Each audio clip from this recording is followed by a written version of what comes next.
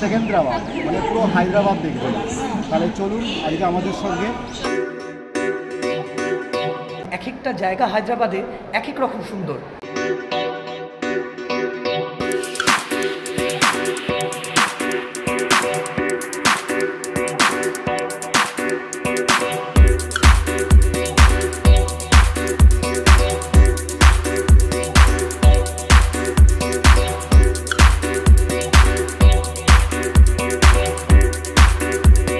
নমস্কার বন্ধুরা, আপনারা দেখছেন ঘোরাপড়া চ্যানেলের নতুন একটি উপস্থাপন। সঙ্গে রয়েছি আমরা প্রভাত এবং লিটন। ভাইজ্যাক বা হাওড়া থেকে হায়দ্রাবাদ বা সেকেন্দ্রাবাদ যাওয়ার অনেকগুলি ট্রেন আপনি পেয়ে যাবেন। তবে যেই ট্রেনটি দেখাচ্ছি এই ট্রেনটি কিন্তু ভাইজ্যাক থেকে অনেকটাই রিল্যাক্সে আপনি আসতে পারবেন। জেনারেল ক্লাস বলুন কিংবা স্লিপার বলুন, অনেকটাই ভিড় কম হয়। ভাইজ্যাক ট্যুরটাও কিন্তু করে আসতে পারেন, আমাদের চ্যানেলে দেওয়া আছে। 0811 ওই যেই ট্রেনটা আমরা বিশাখাপত্তনম থেকে সেকেন্দ্রাবাদে এলাম, সেই ট্রেনটা কিন্তু একদম পারফেক্ট টাইমে এসছে। ওই 3-4 মিনিট লেট করেছে, বাট ট্রেনটা কিন্তু খুব ভালো। আমরা এখন সেকেন্দ্রাবাদ স্টেশনে, আপনি এই ট্রেনটা করেও ভাইজ্যাক থেকে সেকেন্দ্রাবাদ আসতেই পারেন। রাত্রি 8টায় ট্রেনটা ছেড়ে পরদিন সকালে 7:35-এ আপনাকে সেকেন্দ্রাবাদ পৌঁছে দেবে। এই হলো সেকেন্দ্রাবাদ স্টেশন। সেকেন্দ্রাবাদ স্টেশনে নেমে আপনি এই দিকে গেলে প্রচুর হোটেল আর থাকার জায়গা যেমন পাবেন, তেমনি আপনি যদি হায়দ্রাবাদে ঘুরতে চান সেই সব জায়গাগুলো পেয়ে যাবেন। মানে প্রচুর গাড়ি পাবেন, আর বাস, মেট্রো, ট্যাক্সি, অটো সমস্ত কিছু এই সেকেন্দ্রাবাদ থেকে খুব সহজেই উপলব্ধ পাবেন। সেকেন্দ্রাবাদ স্টেশনের একদম পাশেই রয়েছে বাস স্ট্যান্ড। বাঁদিকে একটু এগোলে পাবেন মেট্রো, আর একটু সোজা এগোলেই পেয়ে যাবেন অজস্র হোটেল, যেখান থেকে আপনি থাকা এবং খাওয়ার ব্যবস্থা করতে পারেন। একটি হোটেলে চেক ইন করে একটু রেস্ট নিয়ে ব্রেকফাস্ট করে বেরিয়ে পড়ুন হায়দ্রাবাদ এক্সপ্লোর করতে। আপনার প্রথম দিনের হায়দ্রাবাদ ট্যুরের প্রথম গন্তব্য হতে পারে বিখ্যাত সালারজাং মিউজিয়াম। এত সুন্দর মিউজিয়াম আপনাকে খুব সময় দিয়ে কিন্তু পুরোটা ভিজিট করতে হবে, তাই হাতে কিন্তু সময় কম নিয়ে এখানে আসলে চলবে না। মানে এক একটা জায়গা হায়দ্রাবাদে এক এক রকম সুন্দর, কিন্তু সালারজাং মিউজিয়ামটা বাচ্চা থেকে বয়স্ক সবার ভালো লাগবে, অনেক সুন্দর। মিউজিয়ামে প্রবেশ করে সোজা চলে যান ক্লক রুমে। যদি কিছু ব্যাগপত্র লাগেজ থাকে তা রেখে টিকিট কাউন্টার থেকে টিকিটটা কেটে নিন। চটজলদি দেখে নিন টিকিট চার্ট। টিকিট কেটে এবার চলুন আপনাদের নিয়ে যাই মিউজিয়ামের ভেতরে এবং একটু ঘুরিয়ে দেখাবার চেষ্টা করি কি কি আছে এখানকার কালেকশনে। কালেকশনের কথা বলতে গেলে বলতে হয়, the collection of the Salar Jung museum আর the mirrors of the past human environment. This collection has been divided into Indian art, Middle Eastern art, Persian art, Nepalese art, Japanese art, Chinese art and Western art. Apart from this, a special gallery is devoted to the illustrious Salarjung family, the Founders Gallery. মানে এত gallery আছে এই মিউজিয়ামে যা আপনি দেখে শেষ করতে পারবেন না। প্রায় 38টি গ্যালারি দেখতে পাবেন এই মিউজিয়ামে। হায়দ্রাবাদ ট্যুরের প্রথম দিনের দুপুরের লাঞ্চটা কিন্তু মিউজিয়ামের ফুড কোর্ট থেকেও সেরে নিতে পারেন। সালারজাং মিউজিয়ামের এত বিপুল কালেকশন যা প্রতি মুহূর্তে আপনাকে নতুন কিছু দেখাবে। গুরুত্বের নিরিখে 1961 সালে এই মিউজিয়ামটিকে ইনস্টিটিউশন অফ ন্যাশনাল ইম্পর্টেন্স এর খেতাব দেওয়া হয়। কাজেই হায়দ্রাবাদ ঘুরতে গিয়ে অতি অবশ্যই আপনি সালারজাং মিউজিয়ামে ভিজিট করবেন। নতুন কিছু দেখতে পারবেন, জানতে পারবেন, সব মিলিয়ে খুব ভালো লাগবে। প্রতি শুক্রবার ও জাতীয় ছুটির দিন বাদে প্রতিদিনই মিউজিয়াম খোলা থাকে সকাল 10টা থেকে বিকেল 5টা পর্যন্ত। সালারজাং মিউজিয়াম এত বড় মিউজিয়াম যে আপনার 2 থেকে 3 ঘন্টার মধ্যে ঘুরলেও পুরোটা কমপ্লিট করা যাবে না। তাই সালারজাং মিউজিয়ামে ঘুরতে গেলে আপনাকে মোটামুটি একটা গোটা দিন লাগবে। প্রচুর গ্যালারি এবং প্রচুর সময়ের লাগবে। আর সময়ের থেকে বড় কথা হলো যে একটু ধৈর্য ধরে দেখতে হবে, কারণ এত সব কালেকশন আর এত সুন্দর করে প্রেজেন্টেশন করা আছে যে সুন্দর থেকেও বেশি সুন্দর লাগবে। মিউজিয়াম ভিজিট করে আপনার পরের গন্তব্য হতে পারে হায়দ্রাবাদের বিখ্যাত চারমিনার। এই চারমিনারকে হায়দ্রাবাদের আইকনিক সিম্বল বলা যেতে পারে। মানে হায়দ্রাবাদের কথা বললেই যেন আমাদের সবার মনে প্রথমে এই চারমিনারের কথাই চলে আসে।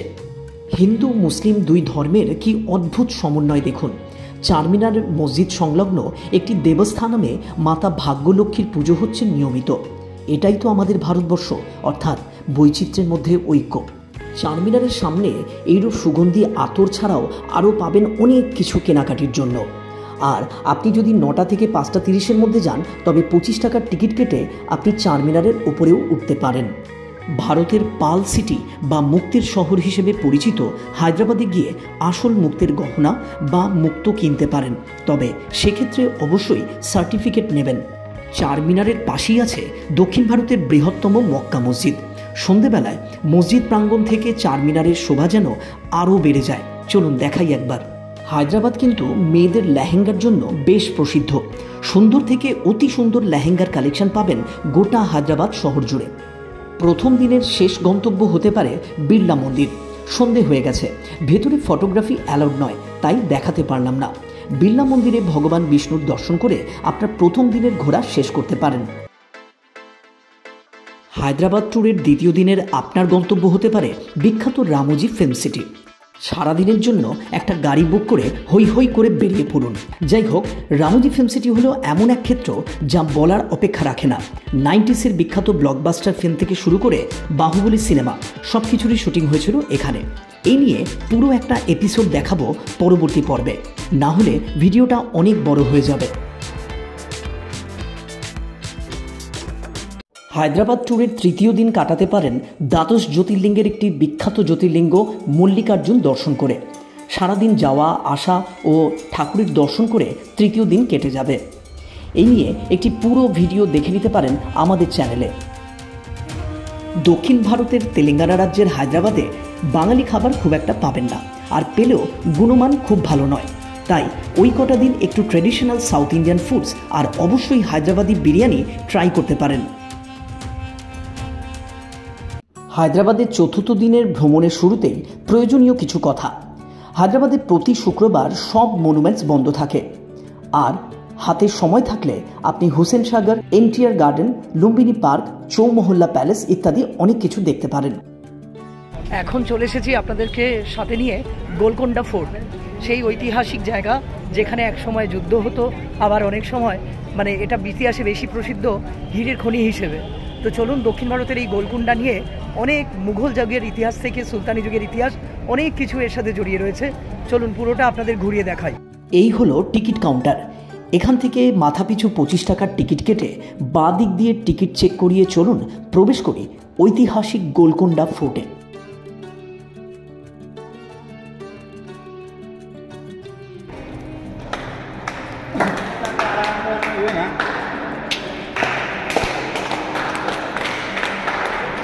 প্রবেশ করা মাত্র সবাই হাততালি দিচ্ছিল।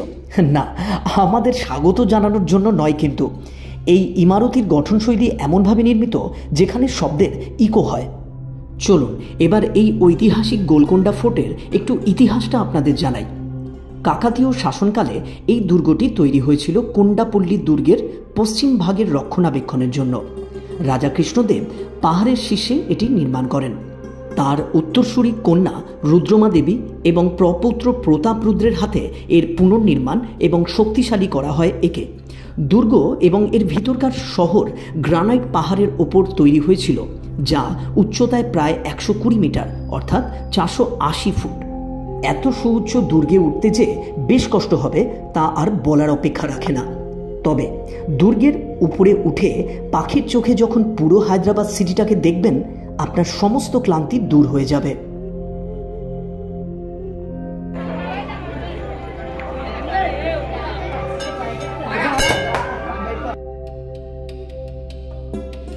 ফোর্টের একেবারেই ওপর উঠে গেছি বলা যেতে পারে, আর জাস্ট একটা স্টেপ বাকি আছে। কিন্তু তার আগে জগদম্বা মায়ের একটা টেম্পল আছে। এবার এখানে আমরা একটু বসে রেস্ট নিচ্ছি, কারণ এইটুকুনি উঠতে গিয়ে পুরো গলাটাও শুকিয়ে যায়। প্রচুর কষ্ট, প্রচুর কষ্ট, ভাবতে পারবেন না। দু জায়গায় জল খাওয়ার ব্যবস্থা রয়েছে, কিন্তু যখনই উঠবেন সঙ্গে করে একটা জলের বোতল নিয়ে অবশ্যই উঠতে হবে। কতটা খাড়াই সিঁড়ি দেখুন, এর উপরে উঠে গেলে আর ওঠার জায়গা নেই। তো নিচে মন্দির দেখালাম জগদম্বা মায়ের। এবার মন্দির দেখে একদম টপ, যেটা একটু আগেই বললাম, তো টপে এখানে সাধারণত নামাজ পড়তো আর কি সেই যুগে। আর এখন এখান থেকে পুরো সিটি, কুতুবশাহী টম্ব পাশেই আছে এটা। আর নিচ থেকে উপর থেকে নিচের যে ভিউটা, সেটা যে কত সুন্দর লাগে সেটাই আপনারা দেখুন। বুঝতে পারছি না কতটা দেখা যাচ্ছে, তো দেখুন নিচটা।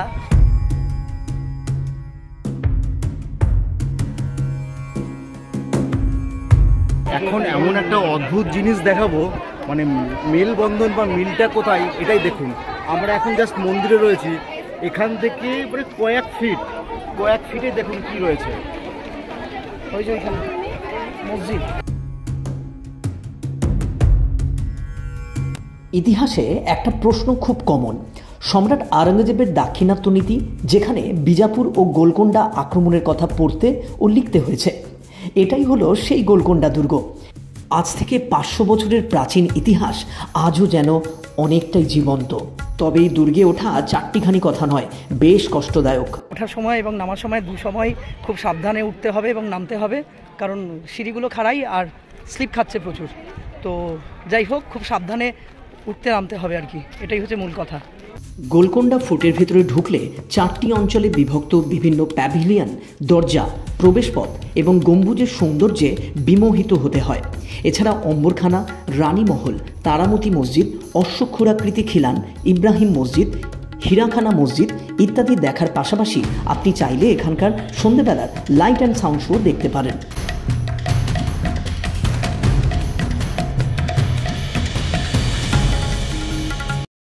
তো মোটামুটি আমাদের গোলকোন্ডা ফোর্টের ওপর থেকে আমরা নেমে এসেছি নিচে আর কি।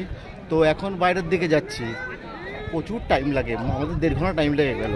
আমরা খুব তাড়াতাড়ি দেখেছি আর দেখাচ্ছিও, কিন্তু আপনাদের একটু সময় লাগবে, মানে 3-4 ঘন্টা মিনিমাম এখানে লাগবে আর কি।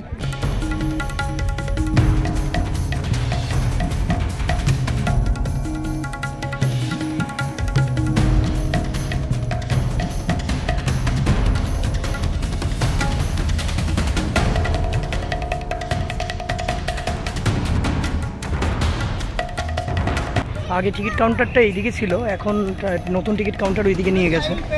এবার চলুন কুতুবশাহী টম্ব দেখতে। আমরা 12 জন ছিলাম, তো তার জন্য 120 টাকা নিয়েছে, 10 টাকা করে টিকিট অ্যাডাল্ট, আর যদি চাইল্ড থাকে তাহলে 5 টাকা করে। আর বাস নিয়ে এসেছি বলে 50 টাকা পার্কিং বাসের জন্য, আর ক্যামেরার জন্য নিয়েছে 50-100, মানে দুটো মোবাইল অ্যালাউ করেছে। কুতুবশাহী টম্ব গোলকোন্ডার ঠিক পাশেই ইব্রাহিম বাগে অবস্থিত। কুতুবশাহী টম্ব, কুতুবশাহী হেরিটেজ পার্কের পুরো গাইডলাইনটা আছে। এগুলির মধ্যে রয়েছে কুতুবশাহী রাজবংশের বিভিন্ন রাজাদের নির্মিত সমাধি ও মসজিদ। ছোট সমাধিগুলির গ্যালারিগুলি একতলা এবং বড়গুলি দোতলা বিশিষ্ট। এই গম্বুজগুলি মূলত নীল এবং সবুজ টাইলস দিয়ে আচ্ছাদিত ছিল, যার মধ্যে এখন মাত্র কয়েকটি টুকরোই অবশিষ্ট রয়েছে। 2014 সালে এই কমপ্লেক্সটি ইউনেস্কো তার অস্থায়ী তালিকায় ওয়ার্ল্ড হেরিটেজ সাইট হিসেবে রেখেছে। ভেতরে একটা এক্সিবিশন হচ্ছে, ওই ফটো গ্যালারির এক্সিবিশন, সাইট এক্সিবিটস বলে। তো ইচ্ছে করলে এটা দেখতেই পারেন, অসুবিধা নেই, ভালো লাগবে। কুতুবশাহী টম্বটাও ঘুরে দেখতে কিন্তু আপনাদের বেশ সময় লাগবে, তাই আগে কুতুবশাহী টম্ব তারপরে গোলকোন্ডা ফোর্ট করা যেতে পারে, কিংবা গোলকোন্ডা ফোর্ট দেখে তারপর কুতুবশাহী টম্বও আপনারা ঘুরে দেখতে পারেন।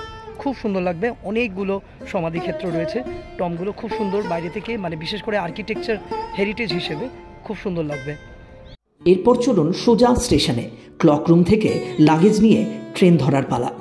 যেহেতু ট্রেন ধরতে হবে, তাই হায়দ্রাবাদকে টাটা বাই বাই বলে আবার কোনো একদিন ঘুরতে আসবো জানিয়ে চলুন বাড়ি ফিরব। প্রায় 26 ঘন্টা ট্রেন জার্নিতে একে একে তেলেঙ্গানা, অন্ধ্রপ্রদেশ, ওড়িশা রাজ্য অতিক্রম করে ফিরতে হবে আমার সোনার বাংলায়, অর্থাৎ পশ্চিমবঙ্গে। এই দীর্ঘ সফরে চেষ্টা করবেন এসি টিকিট নিতে, না হলে স্লিপারে একটা সময় পর খুবই অস্বস্তি হবে। ট্রেনের মধ্যে খাওয়া দাওয়া, ঘুম থেকে শুরু করে সবই করতে হবে। তা যাই হোক, এই ট্রেন সফরে চিল্কা লেকটা বেশ ভালোই উপভোগ করতে পারবেন। আর সেই সঙ্গে বন্ধুরা, আজকের ভিডিওটা এই পর্যন্ত। আবার দেখা হবে পরবর্তী একটি নতুন ভিডিওতে। ততক্ষণ ভালো থাকুন, সুস্থ থাকুন এবং ঘোরাপড়া পরিবারের সাথে যুক্ত থাকুন। ধন্যবাদ।